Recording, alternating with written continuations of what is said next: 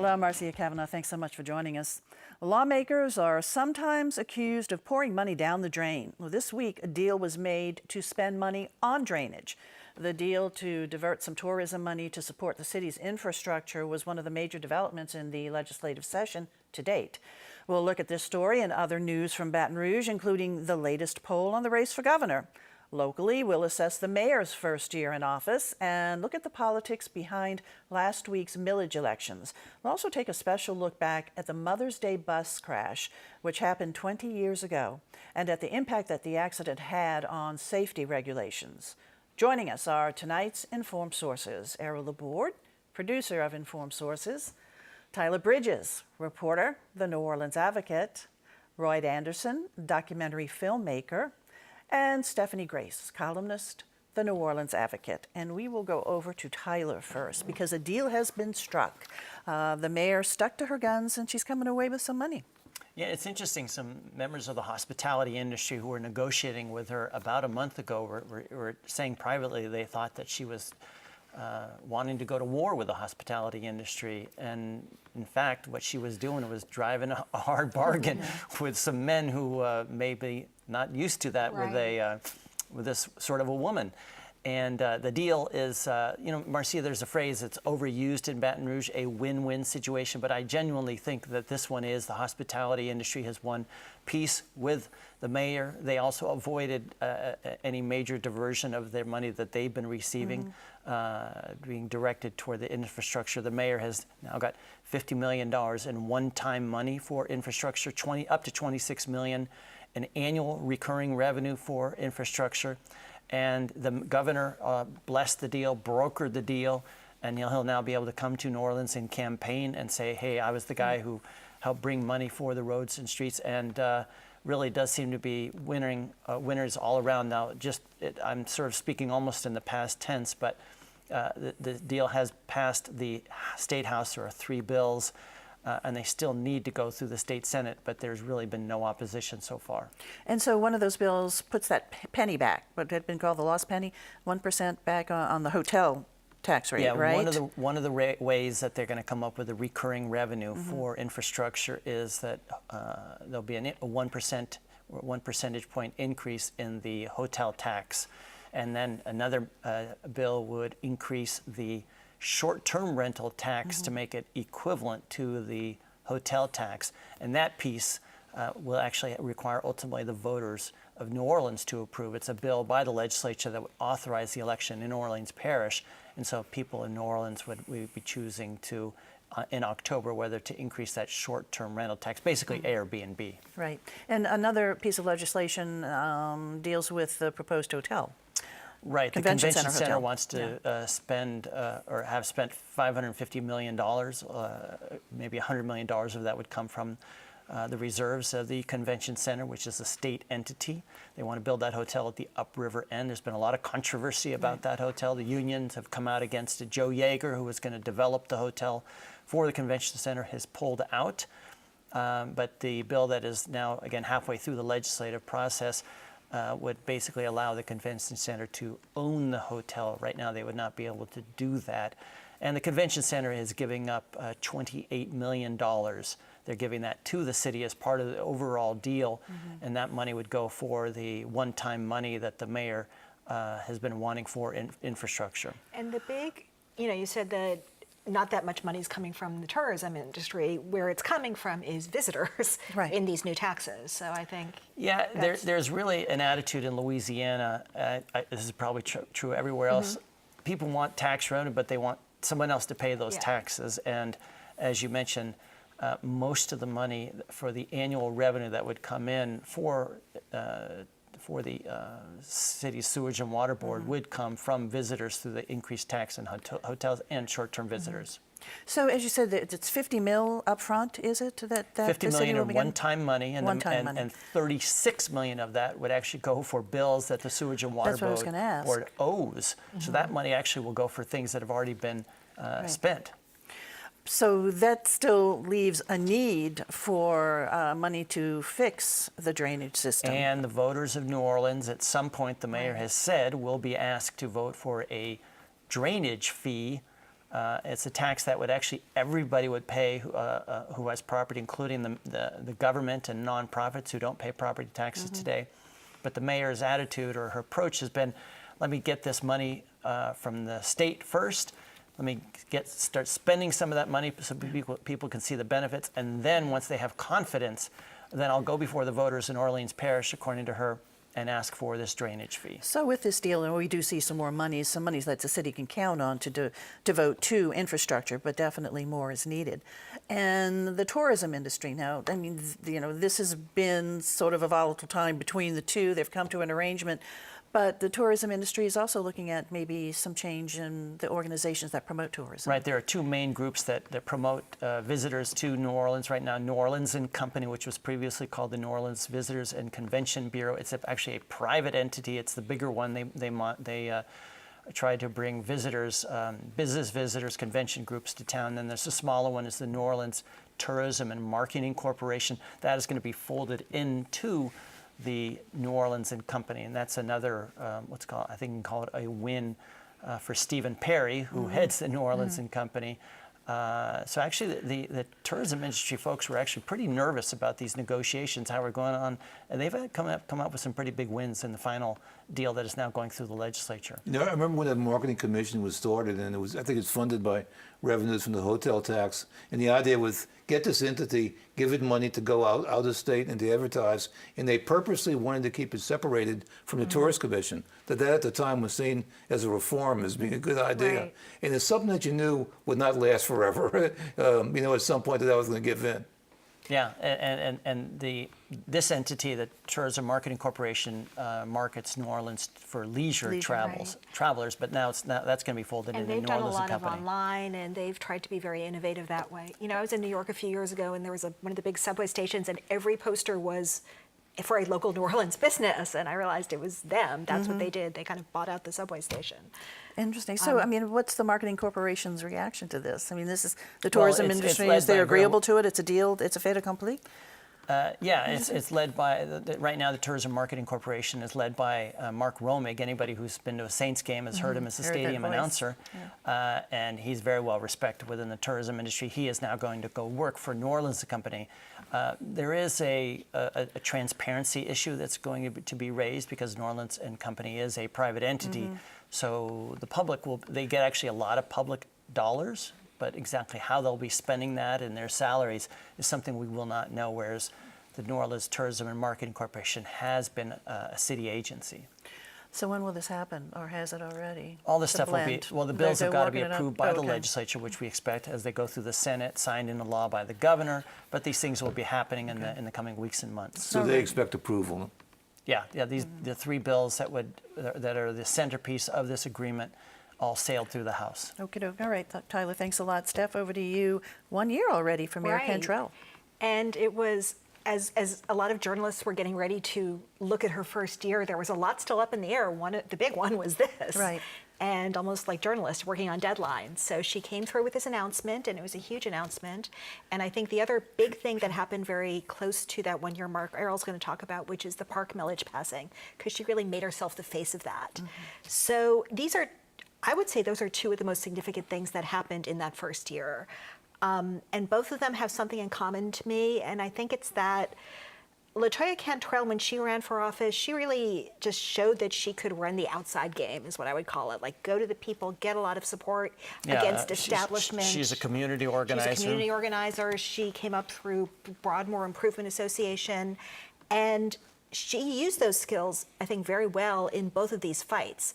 With the tourism industry, she's not the first mayor who's tried to get money out of the tourism industry. Some very skilled people like Mitch Landrieu, have tried that. And remember, he used to be lieutenant governor. He oversaw the tourism industry. But she's the one who was able to do it. And I think one of the key things is she went out and talked about it a lot and really created a groundswell where there was pressure to bring these guys to the table. Because you're right, they did not want to be there, and they were not happy for a long period of this. Yeah, I've been hanging out in Baton Rouge, Yeah. and it's interesting. Mayor Cantrell came a couple of times before legislative committees, and she really came across to these legislators who are mostly from other parts of the state as very fresh and authentic. And that's a very, I think that's something that's very appealing about Mayor Cantrell. And of course, Mayor Cantrell was Councilwoman Cantrell. She came from Of the council. course. So, So she's what's not- her relationship like now? Well, that's an interesting story because, of course, she was elected along with the new council, a group of really very ambitious people, and they have not always been on the same page. And it's not necessarily on policy. It's really, I think, more on turf control, style, things like that. One of the things that her people are putting out, looking back on the first year, is that she had 2 millage wins. One of them was, of course, the Parks millage from this weekend that everybody in power supported. The first one was she defeated a millage, actually. She helped defeat a millage that the council put on the ballot. That was a millage increase to service the council for the... Even though that was an easy win, telling It was people to vote against paying a to tax. go to Vancing, yes, you have my permission. Yeah. You know, you can still care about older people and vote Yeah. against this. But they're claiming the 2, which is interesting. Just this week, they had a little bit of a showdown over a new policy on homelessness, and they've come to head-to-head a little on sewage and water board, on oversight of the sewage and water board. So, but one of the other interesting things is she's staying out of some things that the council does, which I think previous mayors would have gotten involved in. Short-term rentals, that's a big one, and this is something to watch. The city council is about to take another look at short-term rental regulations, maybe really restrict them. She has stayed out of that. Now that there is significant tax money as part of this there's deal, going to create potentially an incentive not to limit the short-term Right. rentals as much. Because they need the money. But let me ask you, if I may. Yeah. We haven't talked about the traffic cameras and We the haven't, mayor. yes. Is that her biggest stumble? It was certainly the biggest unnecessary stumble. I mean, when things happen with sewage and water board, when the city floods, you have to deal with it. But this is something she did. She ran as an opponent of traffic cameras. We all remember her position changed. Sometimes she was for banning them entirely. Sometimes she was for reducing them. When it came time to put together her first budget, she spent a lot of time figuring out what the policy would be.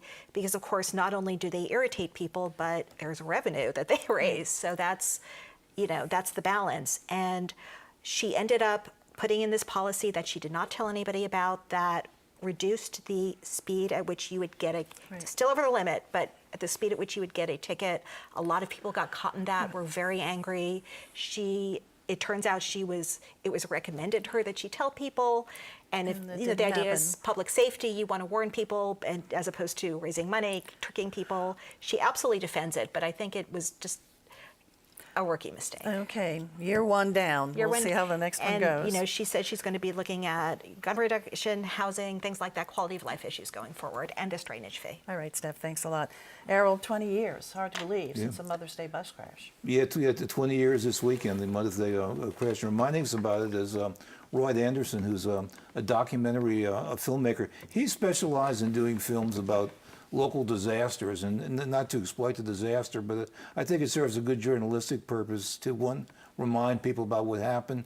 And whenever you look at what happened, you always raise the questions, what can be done about it, or how have things changed? And so every time when he does one of his things, like at the Kenner airplane crash and the disaster in the French Quarter, at the upstairs, downstairs, I learn more, and you're reminded about the issue and what happened. And so this is about the Mother's Day bus crash. And we'll get to him in a moment, but first we have a brief clip we want to show.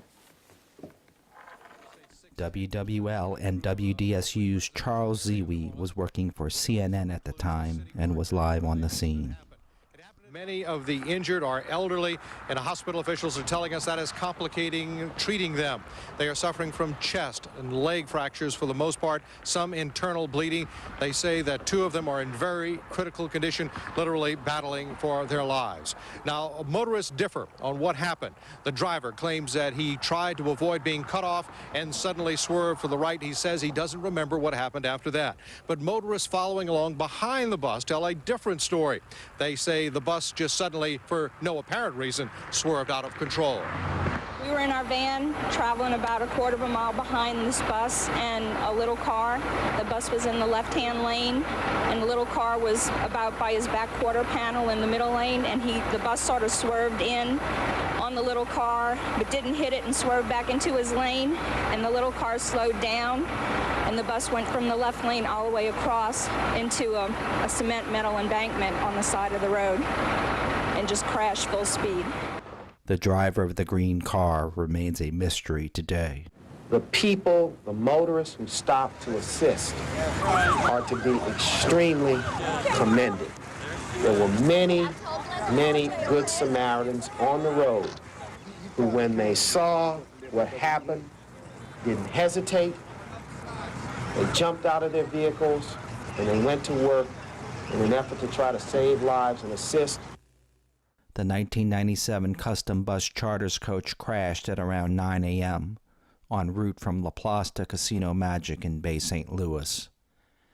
22 of the 43 passengers were killed, making this the worst vehicular accident in Louisiana history. Hard to see those images. And just, it really brings it right back to you 20 years ago. In your documentary, you have a really heartbreaking interview with the son of one of the ladies who was lost. She was actually the organizer of that tour. They were going to on a gambling trip, right, to Biloxi. That's really a heartbreaking interview. Yeah, that was a tough one to do. Lucian Goff, he's the he works at the St. John Baptist. He works for the government there as an assessor, and his mother put together this trip. She was very involved in getting the people at the nursing home there, helping them to, giving them good things to do. And that was a trip that morning. They frequented that casino. Mm-hmm. They were on their way from La Place to Bay St. Louis, and the bus just got out of control. And it was a group of residents on that bus from the senior living center in La Place, right? Yeah, the Place du Bourg. The Place du Bourg, yeah. We should mention this happened on I-610 right on the edge of City Park. Right. Right, Miss? Exactly. From that, I mean, of course, there was a lot of investigation, hearings held, et cetera, lawsuits filed, and really as an outgrowth of that, we've seen much tighter regulations now, have we not, regarding operators of vehicles? Oh yeah, definitely. Right now, in order to be a bus driver, you have to see a federally certified medical doctor in order to get cleared. The bus driver, he had some serious health issues. He had a heart problem. Mm-hmm. He had kidney problems. He was on kidney dialysis the night before in the hospital. So you have to see a doctor. Also, there were no seat belts on the bus. And this bus veered off the interstate. It went airborne. And several passengers were thrown out. Yeah. The other 50% of the people, the other 50% of the party that got blamed was the State Highway Department, because they built a golf cart path that was underneath the interstate, and the guardrail wasn't good enough to hold the bus. It didn't have the proper, it wasn't strong enough to contain the bus. To hold a vehicle that big? Yeah. But this was an accident. I know they blame the highway department in that particular spot, but this was an accident that was going to happen sooner or later that morning, because I can't imagine this guy with the physical condition that he was in making it all the way to Gulfport. I mean, imagine if it would have happened on the I-10 high-rise or in other places. But it was going to happen. Yeah, it was going to happen. So they've corrected that. They also they've checked out. They have a federally certified. They equip buses right now with electronic logging devices to record drivers' compliance with federal limits on driving time. Mm-hmm. You know, because he could have fallen asleep at the wheel. We don't know. He might have had a medical emergency. But during the production of this documentary, just in March, there was a bus that went off the road right on the state line, and they said it was fatigue. So. So, but basically, out of this tragic accident and the loss of so many lives and so many people injured, there have been changes in regulations implemented in that industry, in the busing industry, both for the drivers and the vehicles themselves, right? Yeah, correct. There are also, bus drivers are now subject to random drug and alcohol testing. Okay. And isn't that what happens, is a tragedy happens, Right. and then unfortunately people lose their lives and are hurt, and then regulations or changes are made to hopefully prevent that sort of thing, right? Right. 20 years. Okay, so this will be showing at libraries and Yeah, and around on TV as well. And the title of it? It's Bus Crash, Mother's Day Bus Crash on 610. Okie doke. Thanks a lot, Roy. All right, Stephanie, we're going to go back over to you right now. And, you know, we are in a governor's race now. We I mean, are. it's going to really be heating up fairly soon. What's the Yes. latest poll show us? There's a new poll out this week by a consultant named John Cuvion out of Baton Rouge. He did it for a lobbying firm, basically. and it showed it's a three-way race. Remember, there's Governor John Bel Edwards, and there are two announced Republicans at this point. The numbers he had were 38 for John Bel Edwards, 23 for Ralph Abraham, the congressman from the northern part of the state, and 7 for Eddie Risponi, who's the Baton Rouge businessman. So what does that mean? One of the headlines out of this was 38 is not 50. And again, you need 50% plus 1. The governor needs that to win in a primary, which is what he'd really like to do. He's, of course, a Democrat running in a Republican state. The good news for him, I think, here is that if you add up the two Republicans, that total equals 30, so that's still less than 38. And there are a lot of people undecided in this poll. So it's not a sign of, to panic at all for him. But it's a reality check, I think. He is a Democrat in a Republican state. That will be the, subtext and kind of overt text of a lot of this campaign. Some of these people he won over, he might have to win over again. There were some runoff pairings. They were pretty close, 40% to 36%, Edwards versus Abraham, 41 to 28, Edwards versus Risponi, who really, most people don't know who he is yet. But we really aren't seeing this true, this election, the No. campaign really get going yet. I think you're seeing signs of it in the legislative session as the Republicans in the legislature try to figure out what they're going to let John Bel Edwards claim as a victory. Okay. But I think it will really heat up after that. All right, Steph, thanks a lot. Errol, over to you. We had millage races this election, this past weekend. Yeah, which of course always excites people to talk about. I found it pretty interesting, though, that the one in Orleans Parish, which is the one that reallocated money or millages dedicated to recreation and let City Park in for the first time getting some millages, it passed by a landslide by a huge margin. And so they won't start getting that money until next year. That'll be about $2 million a year. So that's something, believe me, City Park has never had. And so that was a good thing. There were also two races on the ballot in Jefferson Parish, and one was a new millage, and one was a millage renewal. But let me show you one thing that's kind of curious. If you look at the percentages, the Jefferson renewal, now this is a millage that already existed, percentage 71% versus no is 28%. If we can look at the other two, please. Okay, this is for the schools, 72 to 27. And if you can go back to City Park, to the first one. Anyway, the point is that you'll see is that all three of these all had almost exactly the same vote. They all involved millages, but they were different. One was a renewal, one was a redistribution, and one was a new millage, but yet they all had the same vote. So what does that mean, I've asked myself. And I think Stephanie's eager to... Well, one thing it means is, okay, nothing else was on the ballot, so there was no other reason for people to turn out in Jefferson or Orleans. And it was low And turnout. it was very low turnout in both cases. And one thing that tends to happen, one reason that people pushing millages put them on those ballots as opposed to when people are showing up to vote for governor, say, in the fall, is they think strategically they can get their people out, and the people who maybe aren't as engaged, who would be more inclined to vote no, just won't vote. Yeah, I think that's exactly those it. I numbers. think on a low turnout election like this, you get the chronic voter. This is the voter that's going to come out regardless, and they have civic attitudes. I mean, if they think that something is good, I mean, they're not going to vote no just to be voting Right. no. And so I think it reflects the chronic voters and what they can do. Also, when there's no organized opposition. Right, And I think, so- and also very interested parties. I just know at my precinct, the folks there said, we have a lot of teachers coming out in Yeah. Jefferson Parish, so Well, you they were lobby, interested in you it. lobby your group, yeah. Yeah. And these different parks, I mean, City Park has such a constituency, Right. you know, that of people who want public funding, and then Audubon does too. And yeah. Okay, so those passed. So teachers and JP are going to be getting a raise. I know they're really At happy least about one, it. they City might Park looking at does. one right Yes, here's one right here, yes. And maybe depending on what the state does. Okie doke. All right, we're going to go over to Tyler real quick now, just to sort of give us a little bit of summary of what else is happening in the legislature. Yeah, it's not a very active year since this is an election year. Usually an election year, they try to pass less legislation. The state budget passed the House on Thursday. Now it goes over to the state Senate, which typically makes changes because the Senate is allied with the governor. The biggest issue there is speaking of teachers, is the pay raise. The governor wanted to give teachers a $1,000 pay raise and support personnel $500.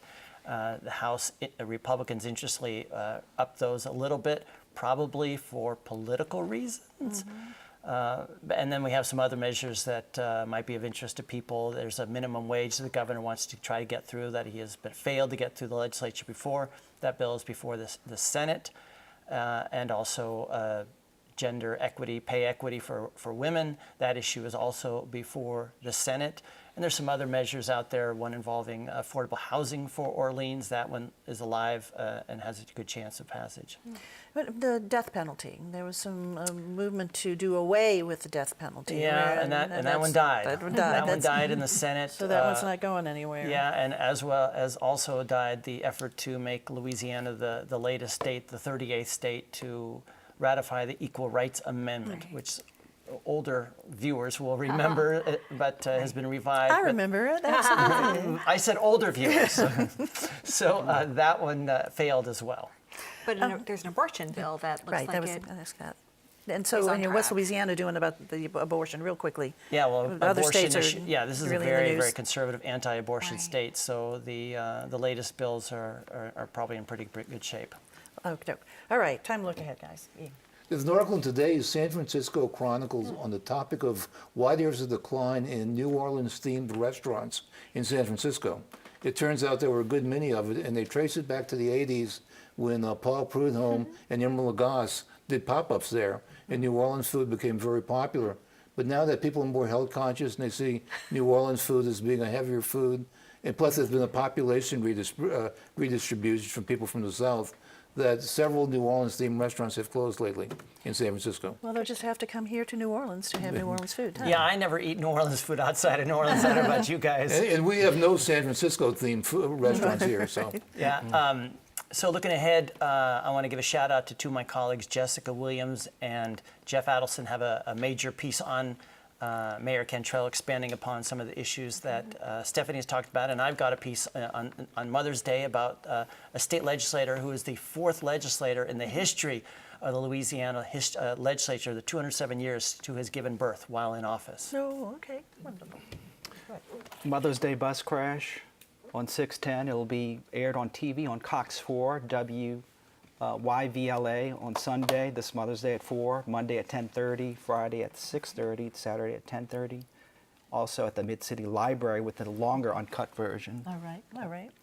Thanks, Roy. And then 2 days after Mother's Day, Louisiana is getting a visit from President Trump. He's going to be going to Cameron Parish to look at some oil and gas facilities, and then coming to the New Orleans area to raise some money with his help.